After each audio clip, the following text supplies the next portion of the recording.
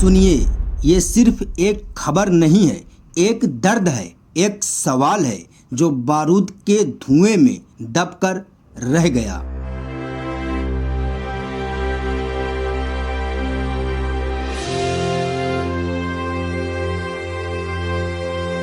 मैं रियाज अहमद उत्तर प्रदेश से, मेरा सलाम कबूल कीजिए। वाशिंगटन की सड़कों पर जब फूल खिलते हैं तो वहाँ के गलियारों में अक्सर बारूद के बादल छाए रहते हैं, लेकिन इस बार ये बादल किसी बम से नहीं बल्कि एक इंसान के इस्तीफे से उठे हैं। जी हाँ, हम बात कर रहे हैं जो केंट की, जो अमेरिका के राष्ट्रीय आतंकवाद विरोधी केंद्र के निदेशक थे।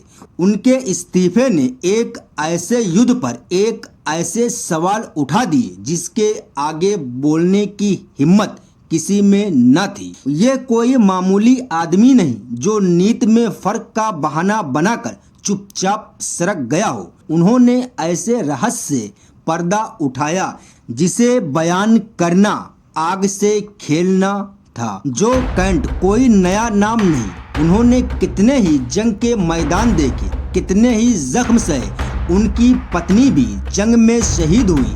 वो इस कदर अनजान नहीं कि तोपों के गोले कैसे बरसते हैं और कैसे सीने चीरे जाते हैं। जब उनके जैसा शख्स कुर्सी छोड़े तो समझो दिल से निकली आवाज है, कोई सियासी करतब नहीं। उन्होंने साफ कहा कि ईरान से अमेरिका पर कोई सीधा खतरा नहीं, और इससे भी बड़ी बात, उन्होंने इशारों में कहा कि ये जंग तो इजराइल और उसके हिमायतियों के दबाव की देन है। सोचिए, जब खुद जंग के ठेकेदार ही ये कहें कि अगली पीढ़ी को बेकार लड़ने भेजा जा रहा है, तो फिर उस जंग की नींव पर कितने सवाल उठते हैं। कितने और भी लोग हैं जो ऐसा सोचते हैं लेकिन चुप हैं। तो सबसे बड़ा सवाल है वाशिंगटन के बाजार में सच्चाई का मोल, लेकिन चुप हैं। यही तो सबसे बड़ा सवाल है। वाशिंगटन में जासूसी एजेंसियों की कमी नहीं, खुफिया रिपोर्टें तो ऐसी ढेर लगी हैं जैसे कबाड़ी के यहाँ कागज। कांग्रेस में तो हर पहलू पर बहस होती है, हर मुमकिन खतरे का जायजा लिया जाता है, और फिर भी जंग जारी है। जैसे कोई अदृश्य हाथ उन रिपोर्टों को आग के हवाले कर देता है। इस जंग को सही ठहराने के लिए वही पुराने नारे हैं, निवारण सुरक्षा स्थिरता, निवारण सुरक्षा स्थिरता। ये वही लफ्ज हैं जो वियतनाम में गूंजे, इराक में दोहराए गए, अफगानिस्तान में दफनाए गए। जैसे कोई पुरानी फिल्म का गाना हो जो बार बार बजता है, भले ही फिल्म फ्लॉप हो चुकी हो।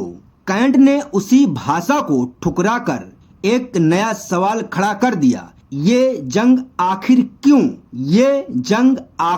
क्यों? जो केंट की ये चेतावनी कोई पहली नहीं है। इतिहास के पन्ने पलटकर देखिए, 1947 की बात है जब अमेरिका इजराइल को मान्यता देने की सोच रहा था। उस वक्त विदेश मंत्री जॉर्ज सी मार्शल ने राष्ट्रपति का डटकर विरोध किया। मार्शल कोई आम आदमी थे क्या? वो तो दूसरे विश्व युद्ध के नायक थे जिन्होंने यूरोप की तस्वीर बदल दी। उनका कहना था कि इस तरह इजराइल को मान्यता देने से मतलब है आने वाली नस्लों के लिए जंग के बीज बोना। पर राष्ट्रपति ने उनकी एक न सुनी। उस वक्त कहा गया कि ये फैसला नैतिकता का सवाल है। मार्शल की बातों को दरकिनार कर दिया गया। आज पीछे मुड़कर देखिए तो मार्शल की कितनी बातें सच हुई हैं। वही राजनीतिक फैसला आज एक ऐसी जंग में बदल गया जिसकी आग में अमेरिका भी जल रहा है।